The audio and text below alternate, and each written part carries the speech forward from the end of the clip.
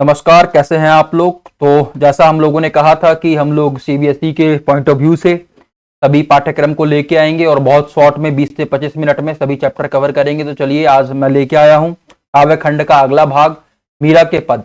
मीराबाई है ना। सबसे पहले मैं देखता हूं तो मीराबाई का परिचय, जीवन परिचय आपको मालूम होना चाहिए कि मीराबाई कौन थी, क्या है इनका जीवन परिचय। सबसे पहले देखिए इनका जन्म कब हुआ था। 1503 टोकड़ी जोधपुर में। जोधपुर कहाँ है? राजस्थान में, ये आपको मालूम होना चाहिए। उसके बाद जब मैं बात करता हूँ 13 वर्ष की आयु में मेवाड़ में महाराणा सांगा के कुंवर भोजराज से इनका विवाह हुआ। ठीक है। उसके बाद कब विवाह हुआ तो याद रखिएगा 13 वर्ष की आयु में। ठीक है, एमसीक्यू के पॉइंट ऑफ व्यू से इंपॉर्टेंट है। विवाह के कुछ वर्ष उपरांत पति, पिता और ससुर का देहांत। ठीक है, तीनों का देहांत हो गया। और गुरु कौन थे? संत रैदास इनके गुरु थे। ये भी कई बार पूछ लेता है। और भाषा क्या है इनकी रचनाओं का? भाषा क्या है? राजस्थानी, ब्रज और गुजराती का मिश्रण माना जाता है। मृत्यु 1546 में। अब बढ़ते हैं अगले पे, भूमिका। जब मैं बात करता हूं कि भूमिका क्या है इनकी रचनाओं का, तो सबसे पहले समझिए कि लोक कथाओं के अनुसार अपने जीवन में आए कठिन दुखों से मुक्ति पाने के लिए मीरा घर परिवार छोड़कर वृंदावन जा बसी थी और कृष्ण प्रेम में लीन हो गई थी। ठीक है, तो अधिकतर इनकी रचनाएं कृष्ण को समर्पित होंगी।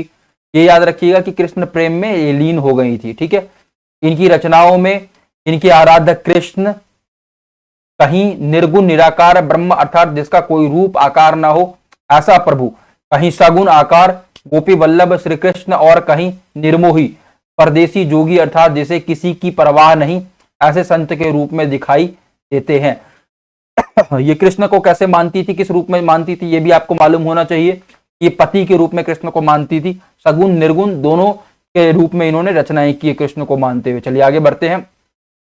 तो क्या है, प्रस्तुत पाठ में संकलित दोनों पद मीरा के इन्हीं आराध्य अर्थात श्री कृष्ण को समर्पित है। ठीक है, मीरा अपने प्रभु की झूठी प्रशंसा भी करती है, प्यार भी करती है और अवसर आने पर डांटने से भी नहीं डरती। ठीक है, श्री कृष्ण की शक्तियों व सामर्थ्य का गुणगान भी करती है और उनको उनके कर्तव्य भी याद दिलाती है। और ये सब कौन कर सकता है? पत्नी कर सकती है। तो एक तरीके से कृष्ण को अपना पति के रूप में मानती थी और पत्नी की भूमिका में जो जो चीज कर सकती थी उस तरीके से उन्होंने रचना की है। यहाँ पे आप देख पा रहे हैं कृष्ण है ना। तो मैं कृष्ण की बात करता हूँ और कृष्ण की भिन्न भूमिकाएं रही हैं। अलग अलग जगह आपने पढ़ा होगा, जो भी चीजें पढ़ी हैं उसमें कृष्ण की भूमिकाओं के बारे में पढ़ा होगा। चलिए मैं आगे बढ़ता हूं। फिर पहला पद, पहले पद में क्या कहा गया, बहुत ध्यान से देखिएगा।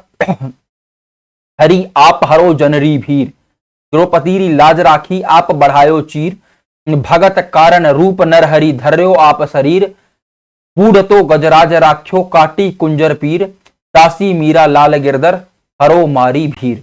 ठीक है, यहाँ पे क्या कह रहे हैं, क्या कह रही है मीरा, के ऊपर जाएंगे लेकिन उससे पहले कठिन शब्द देख लीजिए। हरि मतलब क्या है? श्री कृष्ण को हरि संबोधित किया गया यहाँ पे। जन मतलब भक्त, ठीक है, साधारण जनता है। भीर, भीर मतलब दुख दर्द। ठीक है, लाज, लाज मतलब इज्जत। चीर, चीर मतलब साड़ी, कपड़े का टुकड़ा है बेसिकली, उसको चीड़ कहा जाता है। ठीक है, चीर हरण शब्द से आप समझ पा रहे होंगे द्रौपदी वाला जो प्रसंग है वहां से। नरहरि मतलब नरसिंह अवतार में जब थे तो नरहरि भी कहा जाता है। ठीक है, और ये सब विष्णु के ही अवतार हैं एक तरीके से। शरीर वही देशज भाषा में लिख दिया गया है यहाँ पे। ठीक है, शरीर है सही शब्द, है ना। और यहाँ पे आप मीराबाई को देख पा रहे होंगे, कहीं ना कहीं वो कृष्ण की भक्ति में लीन है और इसके अलावा और उनको कुछ नहीं दिखता, सिर्फ कृष्ण कृष्ण कृष्ण, चारों तरफ कृष्ण ही कृष्ण है। चलिए अब यहाँ पे देखिए, यहाँ पे समझाया गया है द्रौपदी री लाज राखी आप बढ़ायो चीर। यहाँ पे कौन है? ये यहाँ पे आप देखेंगे ये कौन है? द्रौपदी है। कि लाज कृष्ण ने कैसे रखी थी? कृष्ण ने यहाँ से ये चीर जो आप देख पा रहे हैं, ये जो देख पा रहे हैं, ये चीर, चीर मतलब कपड़े का टुकड़ा यहाँ से बढ़ाते गए थे जब चीर हरण हो रहा था। ये कौन है? दुर्योधन का भाई दुशासन, जो चीर हरण कर रहा था। ठीक है, तो जब सभी कौरव मिलके भी चीर सारा वस्त्र हरण नहीं पाए, जब पांडव कुछ नहीं कर पाए, पांडव बैठे रहे, बस देखते रहे। यहाँ पे आप देख पा रहे होंगे पांडव बैठ के बस तमाशा देखते रहे, क्योंकि द्रौपदी को जुए में वो लोग हार गए थे। तब बैठ के बस तमाशा देख रहे थे, कुछ कर नहीं पा रहे थे। और यहाँ पे धृतराष्ट्र भी बैठा हुआ है अंधों की तरह, वो भी कुछ नहीं कर पा रहा था अपने निरंकुश पुत्र को देखते हुए। चलिए आगे बढ़ते हैं। क्या लिखा? भगत कारण रूप नरहरि हर्यो आप शरीर। भगत कौन था? प्रहलाद।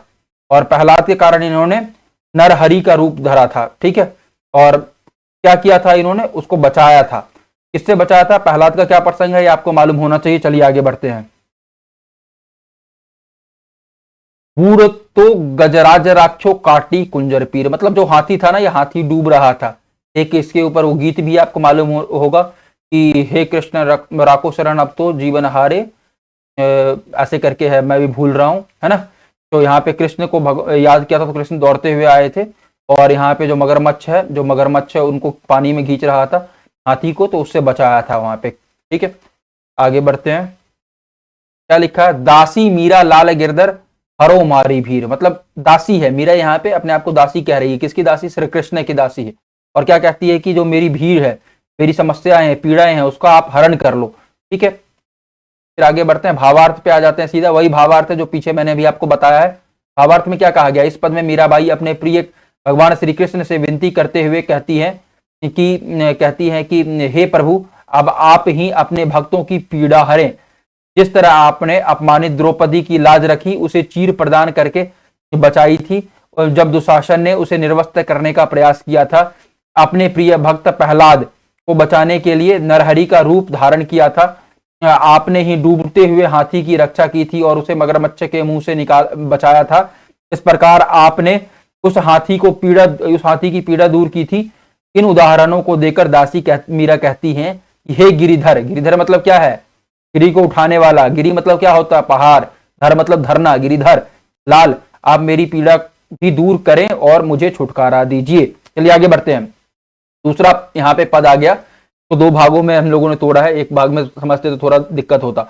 क्या लिखा है, ताम माने चाकर राखो जी, गिरधारी लाल माने चाकर राखो जी, चाकर रहसु बाग लगास्यु, नित उठ दर्शन पास्यु, वृंदावन री कुंज गली में गोविंद लीला गास्यु, चाकरी में दर्शन पास्यु, सुमरन पास्यु खर्ची, भाव भगति जागीरी पास्यु, तीनों बाता सरसी। ठीक है, इसके अर्थ समझेंगे, लेकिन उससे पहले कठिन शब्द पे आइए। श्याम, श्री कृष्ण, उनका रंग श्यामला था, इसलिए उनको श्याम के नाम से ही बुलाया जाता है। ठीक है, चाकर मतलब नौकर, रहस्य मतलब रहकर, नित्य मतलब हमेशा, दर्शन मतलब वही दर्शन, जागीरी जागीर साम्राज्य, कुंज मतलब सकरी। ठीक है, यहाँ पे आपको दिख रहे होंगे कृष्ण है यहाँ पे, इसकी भक्ति में हमेशा डूबी रहती थी। कौन, मीराबाई। चलिए अगले उस पर आते हैं। श्याम माने चाकर राखो जी, मतलब क्या कह रही है यहाँ पे कि एक तरीके से नौकर रख लो मुझे।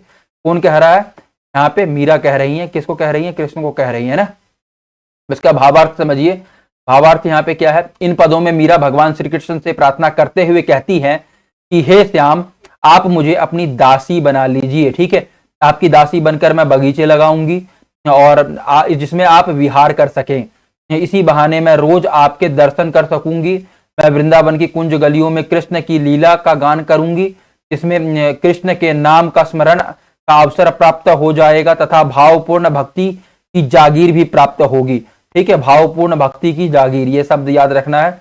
इस प्रकार दर्शन, स्मरण और भाव भक्ति नामक तीनों बातें मेरे जीवन में रच बस जाएंगी, है ना। ये तीनों चीज वो सहजता से, आसानी से प्राप्त कर जाएगी। चलिए अगले उस पे आते हैं।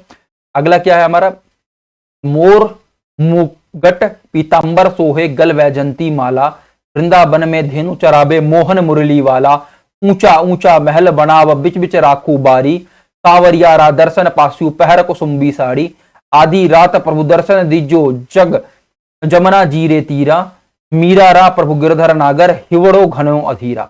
ठीक है, तो यहाँ पे क्या कह रही हैं कि उसको देखेंगे अभी भावार्थ पे, लेकिन उससे पहले क्या आते हैं हम लोग, कठिन शब्द देख लेते हैं। पीतांबर, पीतांबर पीले वस्त्र को कहा जाता है। ठीक है, धेनु मतलब गाय, सभी जानते होंगे। बारी बगीचा, पहर मतलब पहनकर, तीरा मतलब किनारा, यमुना जी का जो किनारा है, और अधीरा मतलब व्याकुल होकर, है ना। यहाँ पे आप देख पा रहे हैं, एक तस्वीर भी आपको दिख रही होगी जहाँ पे कृष्ण लीला रचा रहे हैं, है ना।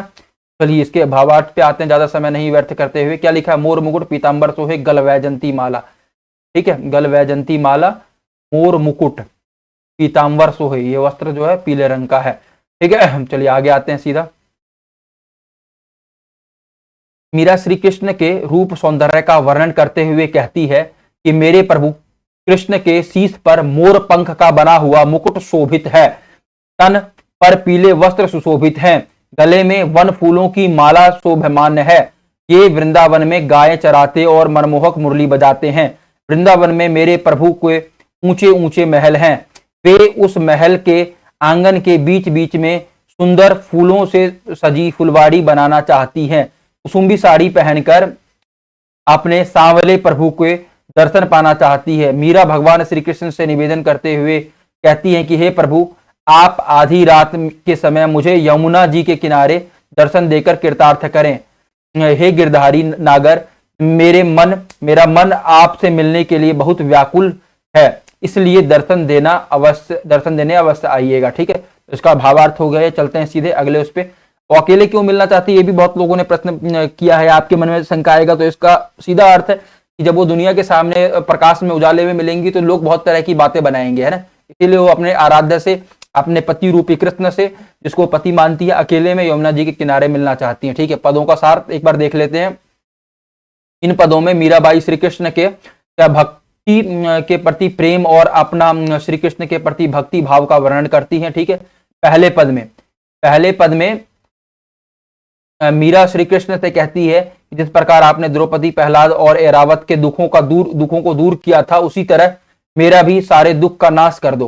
दूसरे पद में मीरा श्री कृष्ण के दर्शन का एक भी मौका हाथ से जाने नहीं देना चाहती। वह श्री कृष्ण की दासी बनने को तैयार है, बाग बगीचे लगाने को भी तैयार है, गली में श्री कृष्ण की लीलाओं का बखान भी करना चाहती है, ऊंचे ऊंचे महल भी बनाना चाहती है ताकि दर्शन का एक भी मौका न चूके।